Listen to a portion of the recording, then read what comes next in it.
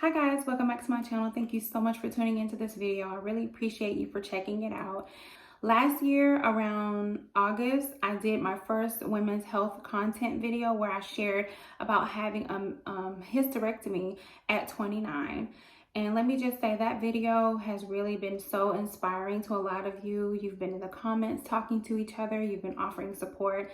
And I'm so grateful that it served the purpose that I wanted it to serve. So many of us are coming together. We're able to talk to each other and just build a little community within that video. So I want to say thank you for checking that out if you have. In that video, I did mention a miscarriage that I had, but I also said that'll be another story for another day, and that day has come because it is Infant Loss and Miscarriage Awareness Month, and I wanted to go ahead and put it out there just to share because I did say that I would.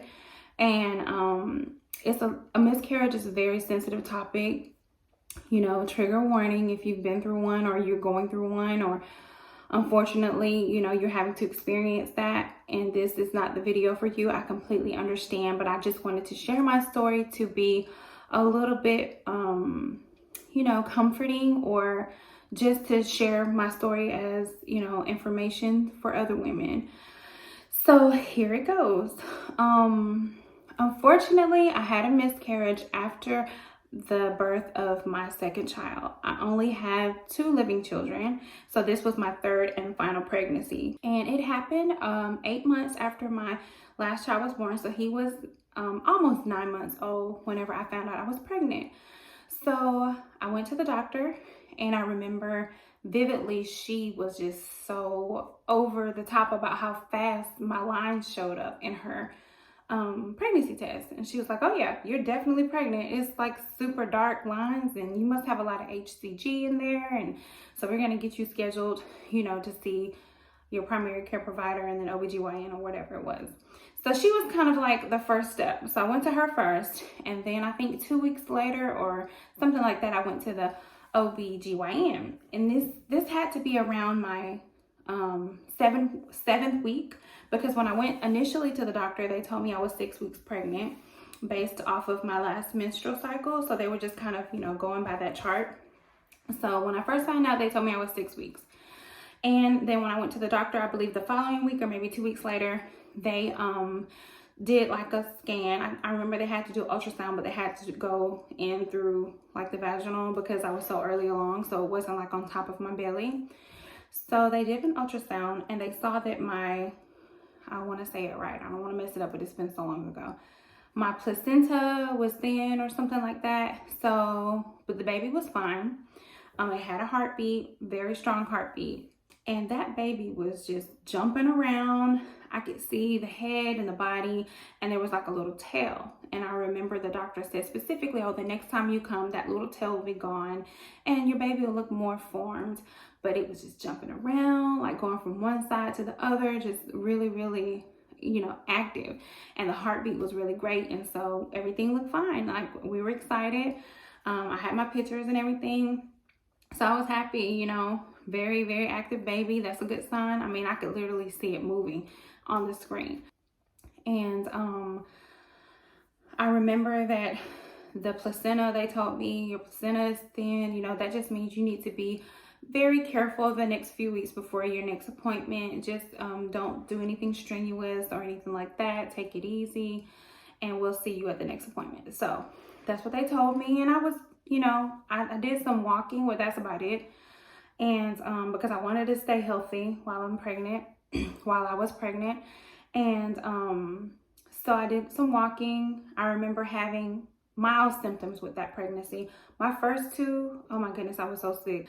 So now fast forward to the night that I used the restroom. It might have been in the morning, I can't remember, but I remember going to use the restroom, and when I wiped, there was like brown blood. Wasn't a lot of it. It was just a little bit of spotting, but it was brown. It wasn't like bright red. It wasn't pink. It was brown. And I knew from having periods for so long that normally brown blood is old blood. I looked it up, and that's what a lot of people say. "Oh, that's old blood from your past period." That's fine. There's nothing to worry about. But I just still wanted, you know, confirmation from the doctor. So I called and I explained to them what was going on, and they said, "Okay, well, just come in so we can check you and make sure everything's good, and then, you know, you can go back home." So I went in, I believe it was that same day. And I remember going into the exam room, like they get ready to do an ultrasound and everything. You have to dress, undress and stuff. And I believe it was the same thing. It was like the ultrasound that they had to do for vaginally and not on top, because I was only like 11, 12 weeks, something like that. So I remember she started to do the ultrasound, and I was laying there, and she normally, whenever I would get an ultrasound, the screen would be so that I could see it and the radiologist could see it, or ultrasound technician. So normally they would have the screen tilted so you can see the screen as they're looking. But I don't know if the doctor had alerted her, you know, that because I had a little bit of bleeding or old blood or whatever, not to let me see it. But I just remember I got so nervous once she wouldn't turn the screen, and it just felt so weird. I'm like, why won't she turn the screen? Like, I want to see my baby. I hadn't seen the baby in a couple weeks at that point. So I was excited to get to see it earlier than I was supposed to. So it just hadn't dawned on me that there would be anything wrong. I just felt like everything would be fine. So she had it turned towards her, and she was looking, and she asked me, oh, the last time you were here, did the baby have a heartbeat? Did you hear the baby's heartbeat? And I said, yes, we heard the baby's heartbeat. I was able to tell her the numbers because, you know, I knew that information at the time. And she said, okay, I'm going to have you get dressed, and I'll have the doctor come in and talk to you.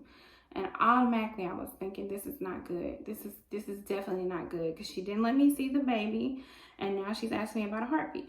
So I put my clothes on, and the doctor came in, and he was like, unfortunately, we think that you've had a miscarriage. And I was just so shocked. I just started bawling and crying. He was very comforting.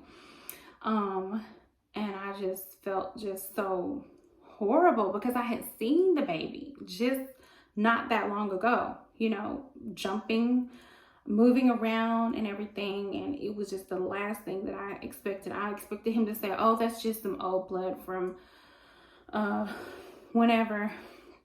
So they didn't let me see it. He told me that it wasn't moving anymore, and there was a heartbeat last time, and this time there wasn't a heartbeat. So, you know, I'm listening and I'm trying to register everything, and he was assuring me, you know, sometimes things happen, it's not my fault, but also sometimes because it's so early, it could just be that I'm not having a miscarriage, and I can come back a couple days later and they can see if they have a heartbeat. So this was on a Friday. I do remember that, because he said, do you want to go ahead and take some medicine to allow you to go ahead and have your miscarriage so we don't have to do a D&C, or do you want to go and the weekend wait and then come back Monday and we check you again, then we schedule a D&C? And I chose the latter because I was very hopeful. I was hoping that, you know, there was still some hope.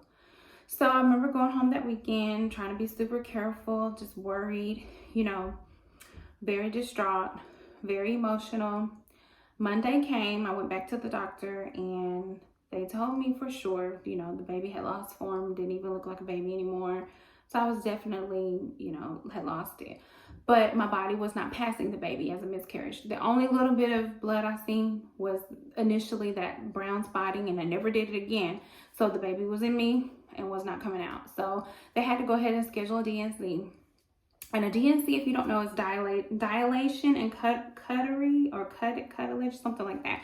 But I know the first word is dilation, and what it means is they have to go, and they put me to sleep when they did it, but they go in and they open you up and they scrape your womb to get the baby out and everything if you have a miscarriage and you didn't pass the baby. So that's what happened. I had to go, and I just remember that night before, I just felt so horrible. I just felt so empty. I just felt bad just knowing that the baby was in there and, you know, wasn't coming out, and I was gonna have to have them get it out, and knowing that I had seen it before, it was very, very hard. And going through that was hard. And so I can't imagine how it is when you have a miscarriage and you see it, you know, because a lot of women do that. All of it is equally painful, you know what I mean? Not saying one is more than the other. I'm just saying all of it is painful. It's horrible. It is a horrible thing to go through. And I know a lot of women go through it back to back to back. So, you know, always be kind and sensitive to any woman who has went through it or who is going through it, because it is a very hard loss. It hurts physically and mentally and emotionally. It's just so hurtful. So I went in and I had the DNC. I was really sore for a couple days after. And, you know, you never really get over it. This November will be 10 years since I had the miscarriage. And it's still very fresh. I still very much remember everything. I have pictures of the baby before I lost it. And I just remember feeling I never want to feel this again. I never want to go through this again.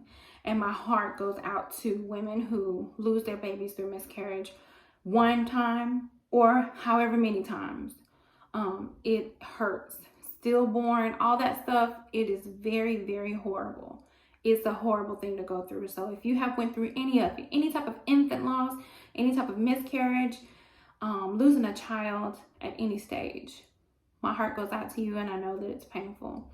But I just wanted to share what I went through because I did say that I would, and bring awareness to it, because it does happen more often than people think. And I feel like when you go through that, you really have to just surround yourself with a good support system. And a lot of times family members don't know what to say. And I feel like they love you, but if they have not experienced it, they don't really know how to comfort you. They might feel like it's nothing major, like you shouldn't be sad, you know, you didn't know the baby. Because if you don't go through that, you do not understand a lot of times. So sometimes you can get people say little stuff that you'll be like, why would you say that? Like, why would you even say that? But my advice to you, if you go through it and you're dealing with people who you're close to, who haven't experienced it, and they're saying things to try to comfort you, but it's not, and it's doing the opposite, just try your best to be understanding that they don't really understand what you're going through, and they're just trying to say something to offer a comfort, but they don't really know what to say. So just try not to, in my experience, I would say try not to hold it against them, because they're really not coming from a place of hatred. They're trying to say something, but they don't really know what to say, because when you haven't experienced it, it's hard to know what to say. But moving forward, I have the beautiful memory of my baby. I have the pictures. I have the excitement initially of what was to be, but never happened. And I'm grateful that I was able to carry the baby for, you know, a few weeks. I don't know what happened. The doctor told me, you know, there's nothing that you did. Sometimes things could be going wrong internally, or your body picks up on something wrong, and things happen, because that baby was so active. And I used to just think about it, and it would just tear me apart thinking about that baby. But now I think about it and I'm like, it makes me smile, because for one part of that baby's existence, it was happy and moving around. That's how I like to think about it. But I did want to go ahead and share this with you. And again, this was to commemorate Pregnancy and Infant Loss Awareness Month, and to know that you're not alone if you have experienced it. It's not easy, but you know, you're not alone. And that's the only thing that I know to say, really. Everybody's experience is going to be different. Everyone is going to grieve differently. And you'll probably grieve your baby forever. It's been 10 years almost. And I still, you know, if I get to think about it like I'm talking about it now, I said I'm not going to, you know, do anything like that. But it's hard. It's hard to revisit that and talk about it. But it's also healing to be able to talk in a space where someone is listening and receiving it and understanding. And then I'm hoping that this will, you know, be able to be a safe space for sharing if you want to in the comments, and just embracing one another, you know, being there. And I think that's pretty much it. But thank you guys for listening. If you have went through a miscarriage, or you know someone who has, just be there for them, and also do your best to take your time in your grieving process, and know that it wasn't your fault. You know, there's nothing that you can do to prevent one. I have always, you know, believed that, because when I had my first child, I bled a little bit, and I remember calling the hospital in a panic. He's healthy. He's a healthy boy. He was born and everything. But I remember calling the hospital in a panic. I was about 13 weeks, and they were like, well, if you're having a miscarriage, there's nothing we can do. You're just going to have to let your body go through it. And I thought, oh, that's just a horrible thing to say. But in reality, there wasn't anything they can do. So a lot of things are not in our control, but we have to just focus on the things that we can control, because a lot of things we won't be able to. So I hope that you guys have a great day wherever you are in the world.